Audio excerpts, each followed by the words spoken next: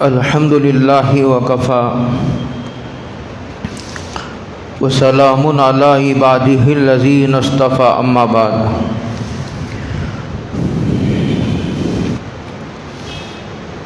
اعوذ باللہ من الشیطان الرجیم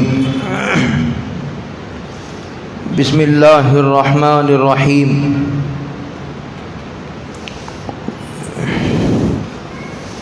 یا ایھا الذین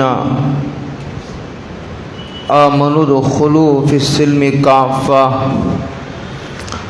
ولا تتبعوا خطوات الشیطان انہ لکم عدو مبین صدق اللہ مولانا العظیم۔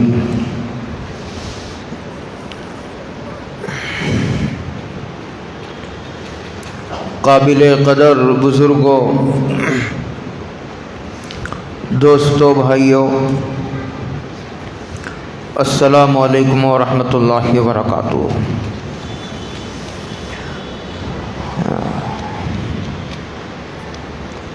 ابھی ہمارے سامنے سے رمضان المبارک کا مقدس و بابرکت مہینہ گزرا ہے۔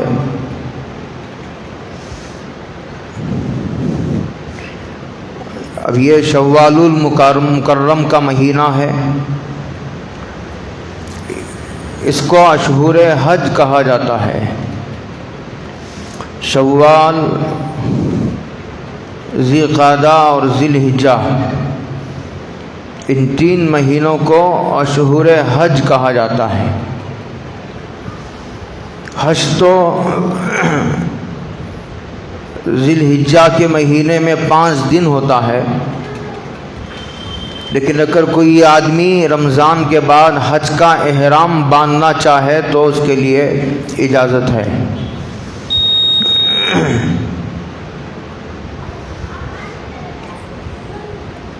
رمضان المبارک کا مہینہ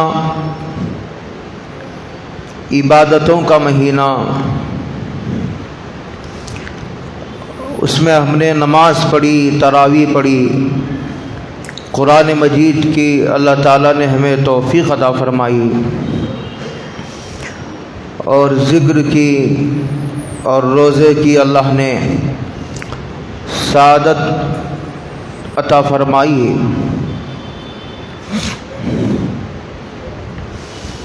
یہاں تک کہ وہ مہینہ گزرنے کے بعد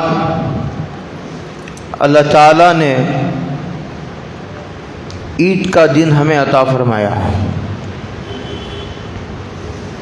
عید کے دن اللہ رب العالمین نے یہ اعلان فرمایا، فرشتوں کے ذریعے یہ اعلان کرایا کہ چلو عیدگاہ کی طرف، اور فرشتے راستوں کے دونوں کناروں پر کھڑے ہو کر یہ اعلان کرتے رہے، اور اسی اعلان کا یہ اثر ہے،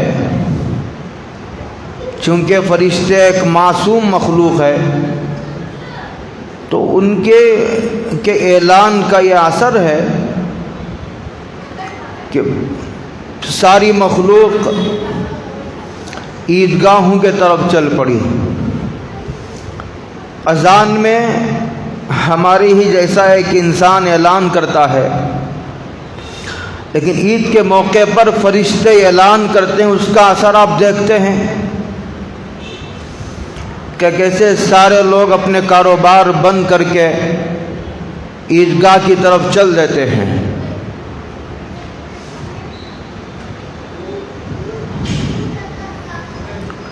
عیدگاہ میں پہنچنے کے بعد اللہ جل جلالہ و من والہ یہ اعلان فرماتے ہیں کہ اے بندو، آج ہم نے تمہاری مغفرت کا اعلان کرایا ہے، اور ہم نے آج تم کو بخش دیا ہے، ہم نے تمہارے گناہوں کو معاف کر دیا ہے۔ لہذا بخشے بخشائے تم اپنے گھروں کو واپس چلے جاؤ۔ یہ مغفرت کا پروانہ دے کر اللہ تعالیٰ نے ہمیں عیدگاہ سے واپس کیا ہے۔ یہ عبادتوں کا انعام و تحفہ ہے، اور یہ عظیم الشان انعام ہے، اور یہ آسمانوں والے پروردگار کی طرف سے بہت بڑا اکرام و اعزاز ہے۔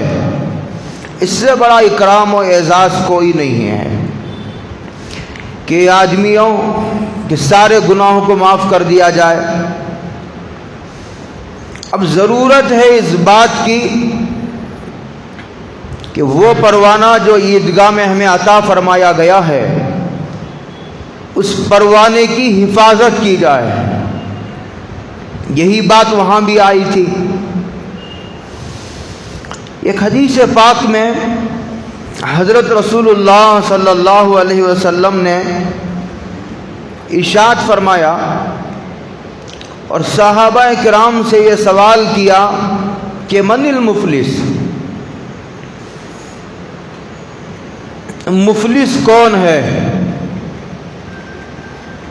تو صحابہ نے فرمایا المفلس فینا ما لا درہم ولا دینار ولا متاع، جس کے پاس نہ درہم ہو نہ دینار ہو اور نہ کوئی سامان ہو، کچھ نہیں اس کے پاس، اسے ہم لوگ غریب، فقیر اور مفلس کہتے ہیں اور سمجھتے ہیں۔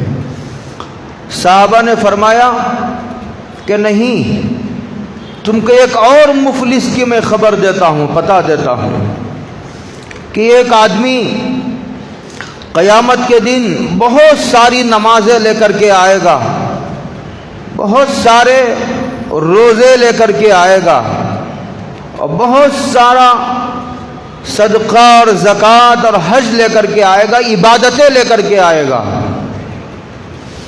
لیکن ساتھ ساتھ میں وقد ضرب ھذا وقد شتم ھذا واکل مال ھذا وظلم ھذا۔ تو حضور نے فرمایا لیکن ساتھ ہی ساتھ کسی کو گالی دی ہوگی، کسی کی عزت و آبرو کو اس نے اچھالا ہوگا، اور ساتھ ہی ساتھ کسی کا مال کھایا ہوگا، کسی کو مارا ہوگا اور کسی پر ظلم کیا ہوا ہوگا۔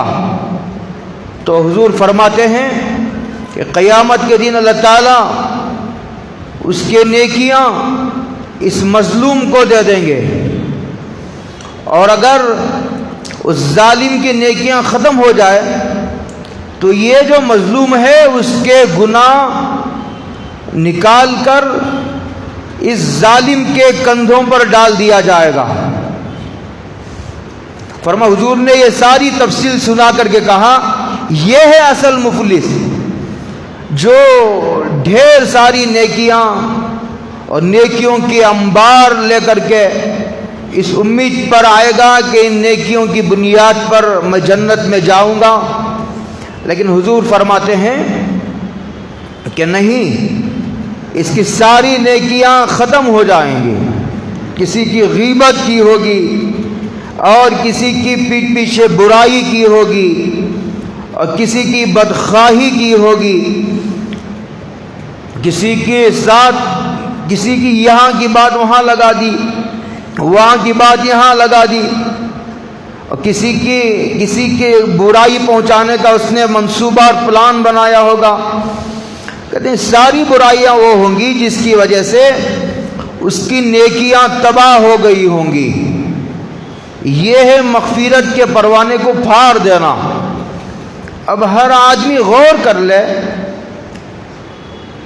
کہ اسے اب کرنا کیا ہے، مغفرت کے پروانے کی اسے حفاظت کیسی کرنی ہے۔ اب مغفرت کا پروانہ تو مل گیا، اور مغفرت کا پروانہ بھی ان لوگوں کو ملا جس نے روزے رکھے ہوں، جنہوں نے تراویح پڑھی ہو، جنہوں نے تراویح ہی نہیں پڑھی، روزہ ہی نہیں رکھا، اور جنہوں نے عبادتوں کا کوئی اہتمام نہیں کیا، ان سے مغفرت کا کوئی وعدہ نہیں ہے. عبادت کرنے والے اور نہ کرنے والے برابر نہیں ہیں، لیکن عبادت کرنے والوں کو جو مغفرت کا فرمانہ دیا گیا ہے وہ بھی اس شرط کے ساتھ کہ وہ اس کو ضائع نہ کر دیں. ایک آدمی کماتا ہے، صرف آدمی کمانے سے مالدار نہیں ہوتا، بلکہ آدمی کمانے کے ساتھ اپنے مال کی حفاظت کرتا ہے. ایک آدمی روزانہ 1000 روپے کماتا ہے تو اس کا خرچ 1500 روپے ہے. ادھر ضائع کر دیا، ادھر ضائع کر دیا، تو وہ 1000 سال تک بھی کماتا رہے، وہ مالدار نہیں ہوتا. جہاں تھا وہیں رہے گا. 100 سال پہلے جہاں تھا 100 سال بعد بھی وہیں رہے گا. مالدار وہ آدمی ہوتا ہے جو پیسہ کماتا بھی ہے اور پیسہ جماتا بھی ہے اور اس کی حفاظت کرتا ہے. اسی طرح ایک آدمی نیکیاں کماتا ہے، لیکن نیکیاں کمانے کے ساتھ ساتھ وہ آدمی نیکیوں کی حفاظت کرتا ہے، نیکیوں کو ضائع ہونے نہیں دیتا، وہ کسی پر ظلم نہیں کرتا، وہ کسی کے حقوق کو پامال نہیں کرتا. یہ تو ہے نیکیاں کمانا، اور ایک ہے نیکیوں کی حفاظت کرنا، اس کے اجر و ثواب کو بچا کر رکھنا. یہ اس وقت ہوگا جب آدمی حقوق کی رعایت کرے گا، اللہ کے حقوق بھی ادا کرتے رہے گا اور بندوں کے حقوق بھی ضائع نہیں کرے گا. یہ وہ چیزیں ہیں جس کے اہتمام کی رمضان کے بعد ضرورت ہے کہ آدمی اللہ کے حقوق کی حفاظت بھی کرے.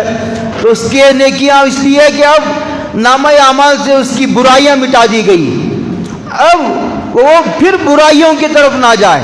ایک مرتبہ اسے نہلا دھلا کر پاک و صاف کر دیا گیا، اب وہ پھر کیچڑ میں جا کر اپنے آپ کو گندا نہ کرے، میلا نہ کرے. مٹی میں جا کر جیسے بچے نہلانے کے بعد جا کر جو ہے مٹی میں کھیلتے ہیں، کودتے ہیں اور پھر میلے ہو کر کے گھر میں آ جاتے ہیں، اس طرح اپنے نیکیوں کی حفاظت کریں. نیکیوں کی حفاظت کس طرح ہوگی وہ میں نے آپ کو کہہ دیا ہے. اور دوسری بات یہ ہے جو غور کرنے کی ہے، ایک مرتبہ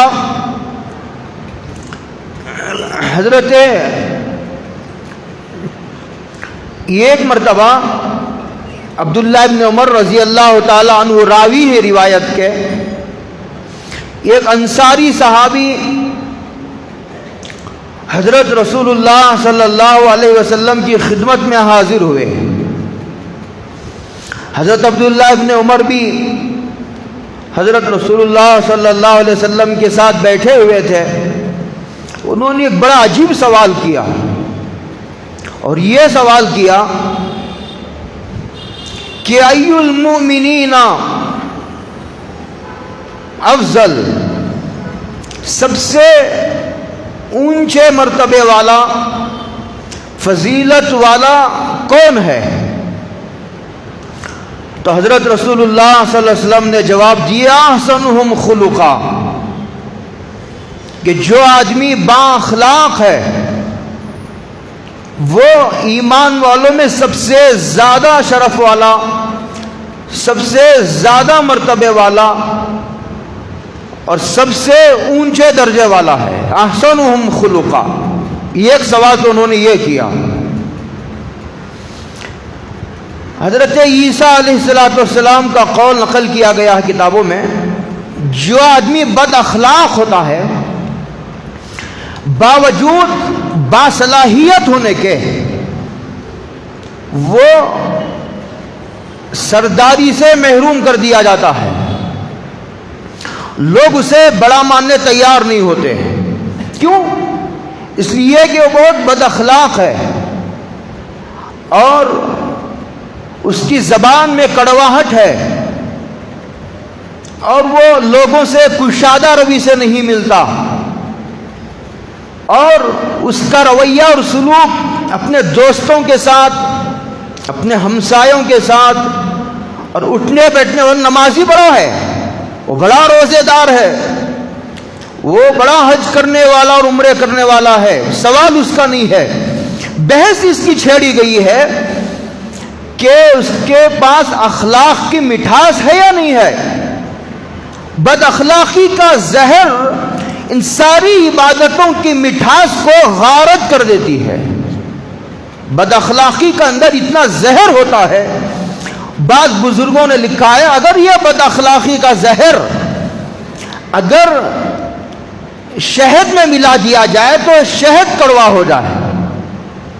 اگر میٹھے پانی میں، میٹھے پانی کا بھی سمندر ہوتا ہے، سمندر دو قسم کے ہوتے ہیں، بعض سمندر کا پانی میٹھا بھی ہوتا ہے، کہتے ہیں کہ اگر اس میں وہ کڑواہٹ ڈال دی جائے سارا پانی کڑوا ہو جائے۔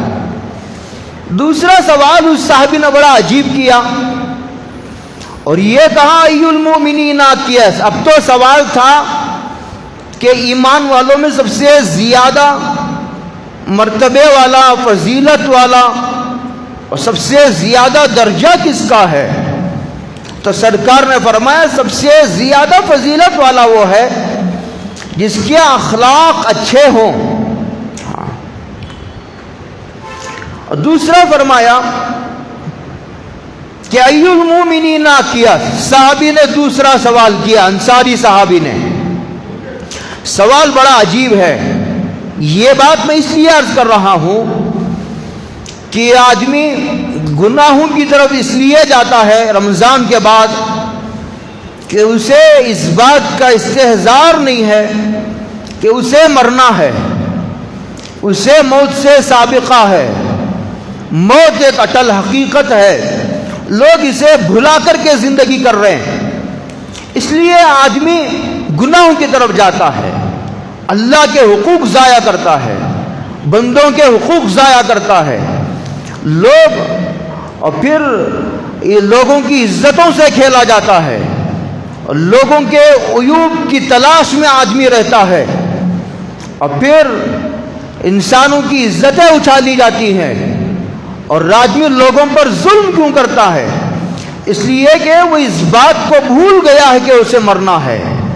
تو صحابی نے سوال کیا اللہ کے رسول ای المؤمنین اکیس، کہ ایمان والوں میں سب سے زیادہ عقل مند کون ہے؟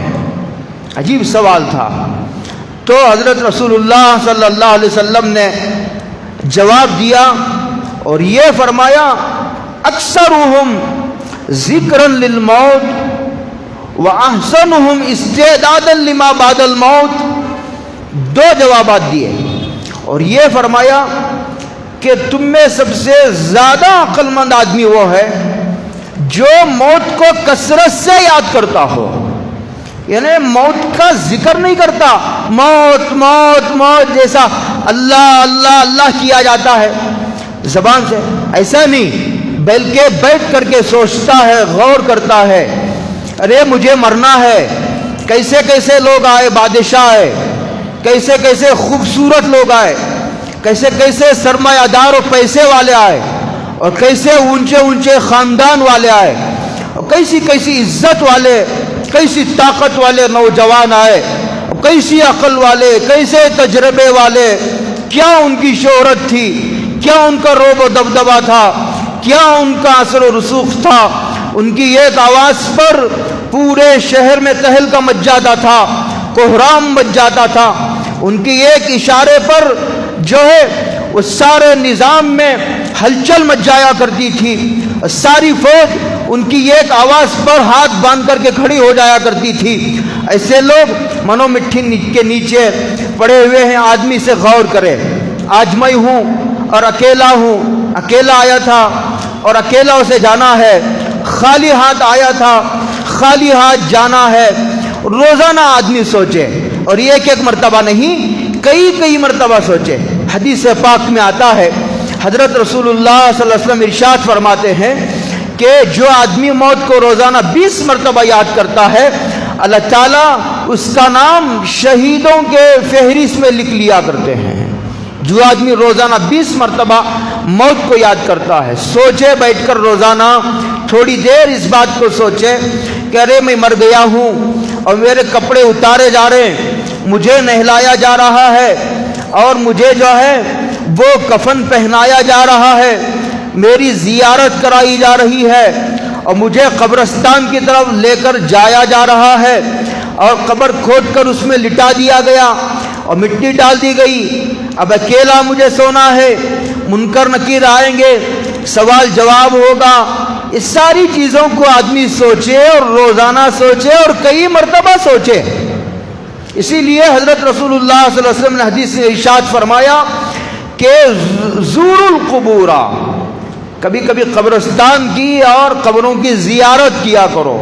فإنها تذکرکم الآخرہ، اس لیے کہ یہ قبرستان کو جانا اور قبروں کی زیارت کرنا یہ تم کو آخرت یاد دلائے گی اور تمہارا دل دنیا سے بے رغبت ہوگا اور یہ چیز تمہیں نفع دے گی، اور یہ چیز تمہیں نفع دے گی، آخرت کی تیاری پر ابھارے گی.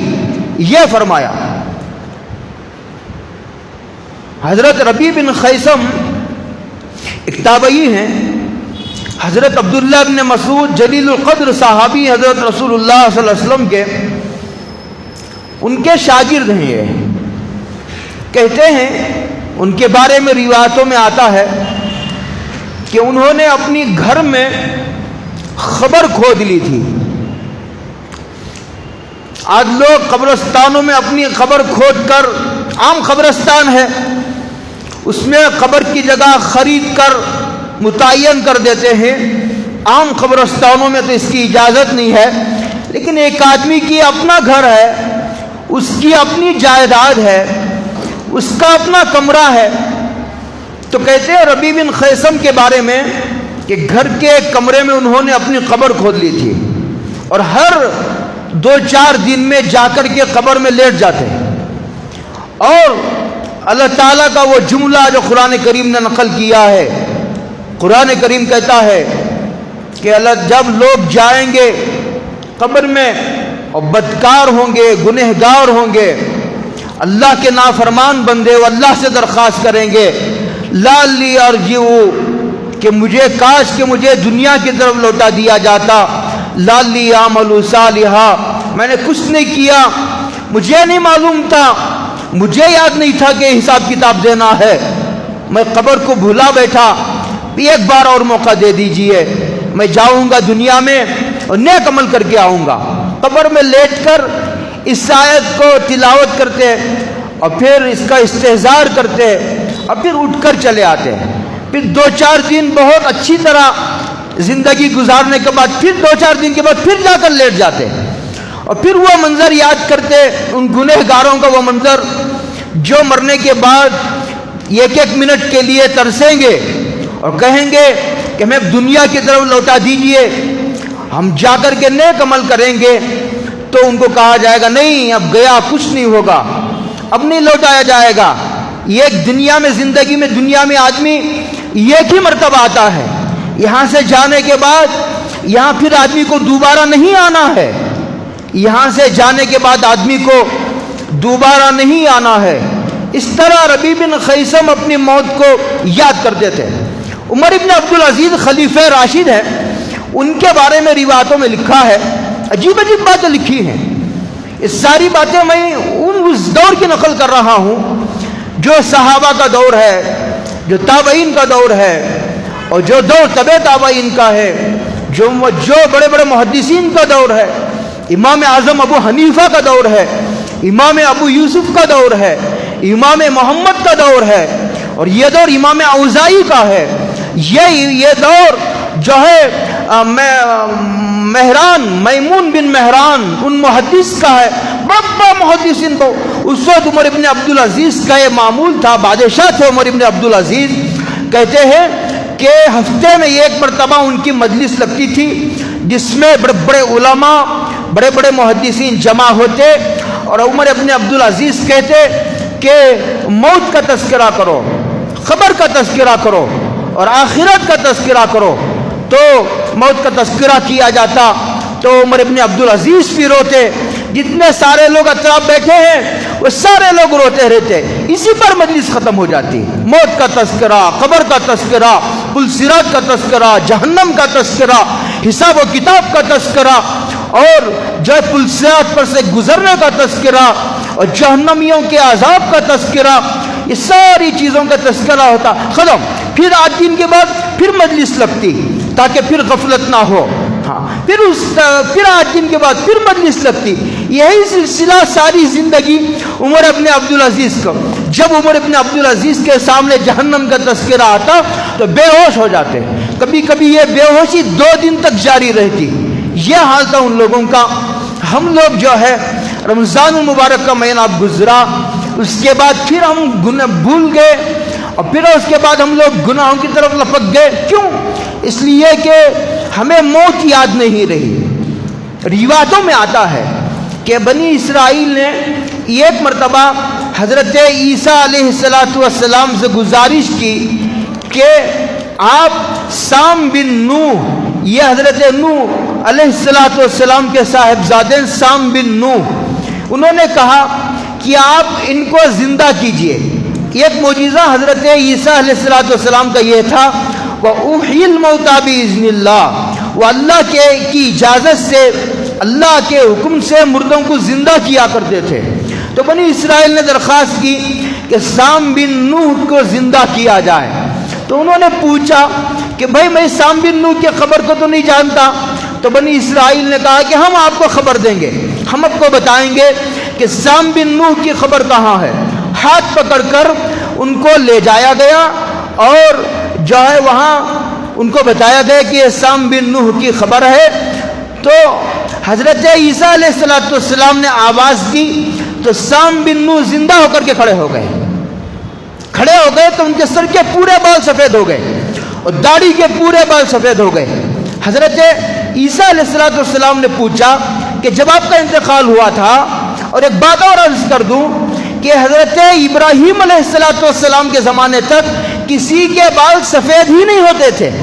اول الناس اصاب شیبا ابراہیم علیہ السلام. روایتوں میں آتا ہے سب سے پہلے جس آدمی کے بال سفید ہوئے وہ حضرت ابراہیم ہیں. حضرت ابراہیم سے پہلے لوگوں کے بال سفید ہی نہیں ہوتے تھے. مشکات کی روایت ہے.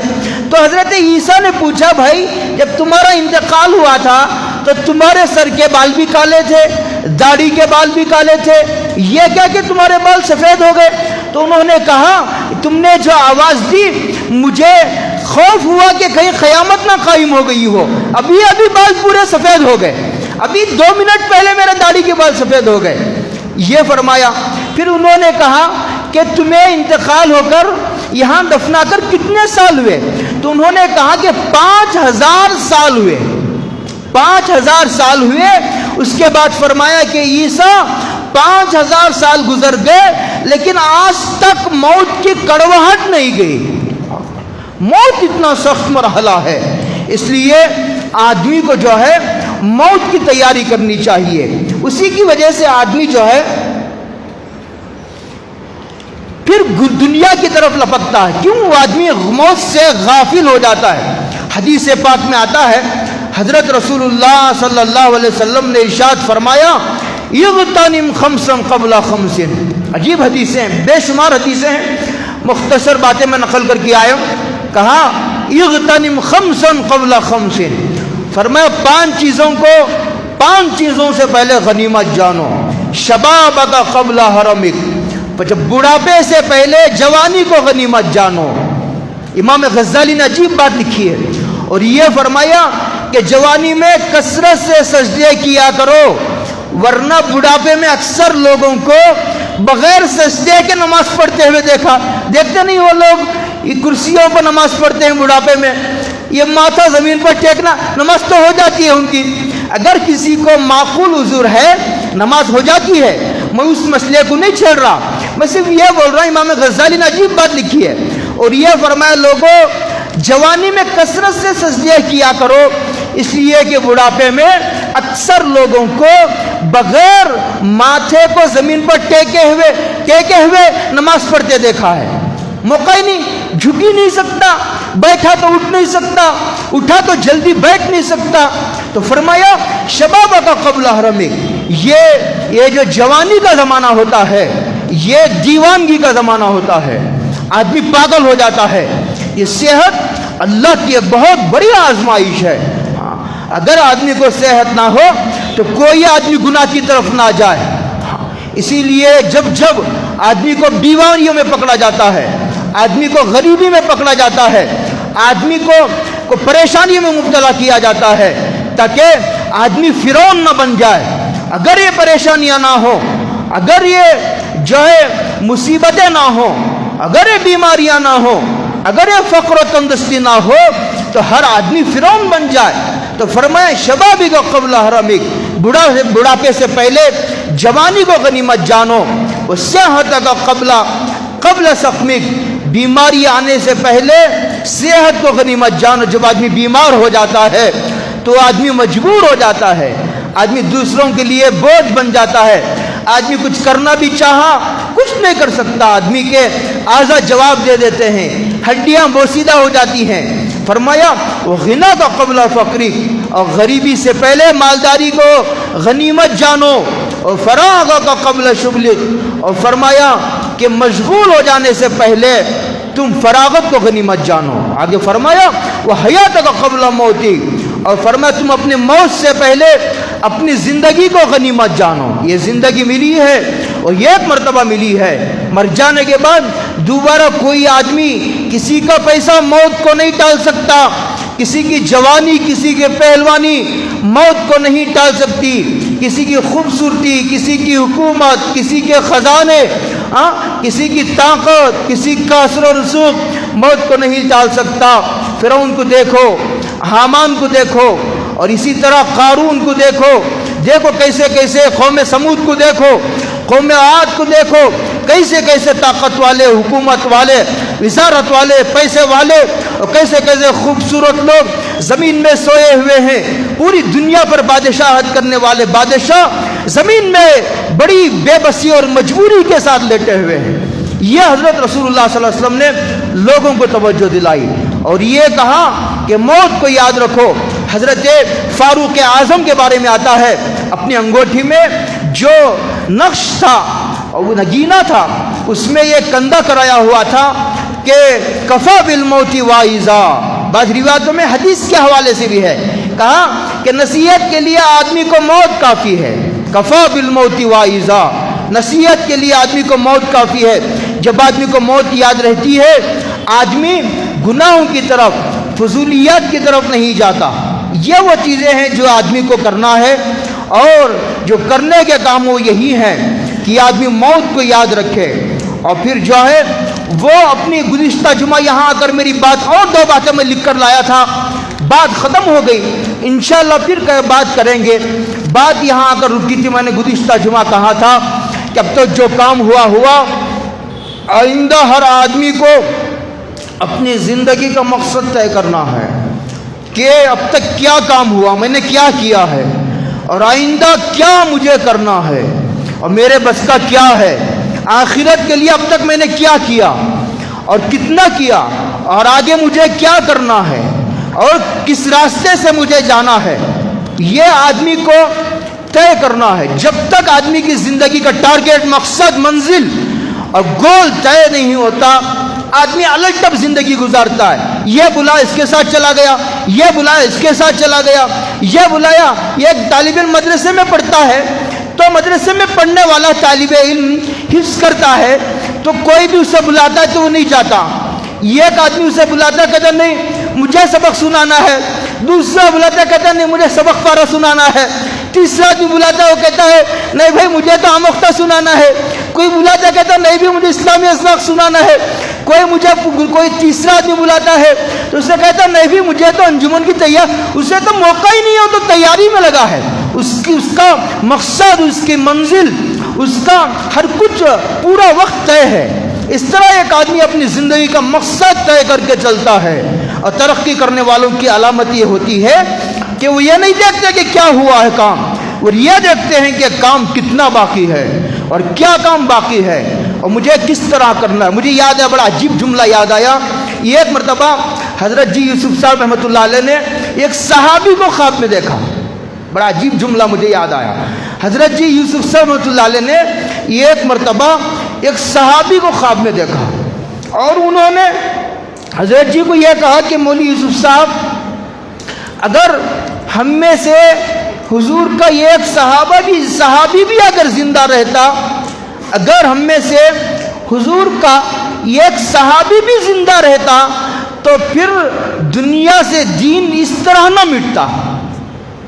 انہوں نے بڑی عجیب بات کہی۔ تو سب سے مقصد طے کرنا ہے، اور مقصد تم کو طے نہیں کرنا ہے، اس لیے کہ ہماری عقل بہت چھوٹی ہے، ہمارا علم بہت چھوٹا ہے، ہمارا تجربہ بالکل نہ کے برابر ہے۔ یہ ایک عجیب بات لکھی ہے حضرت داؤد علیہ السلام یا حضرت عیسیٰ علیہ السلام کے کسی محدث کے حوالے سے، سب سے زیادہ کامیاب آدمی وہ ہے کہ جو عقل مند ہو، جو آدمی کا عقل مند ہو اور پھر اس کو کام میں بھی لائے۔ اور دوسرا سب سے عقل مند آدمی دوسرے نمبر کا وہ ہے جسے زیادہ عقل تو نہیں ہے لیکن عقل مند لوگوں سے مشورہ کر کے کام کرتا ہے۔ اور سب سے بدترین آدمی وہ ہے کہ جسے عقل بھی نہیں ہے اور عقل والوں سے مشورہ بھی نہیں کرتا ہے۔ یہ امت کا سب سے ناکام آدمی ہے، یہ دنیا سے بے مقصد جانے والا انسان ہے۔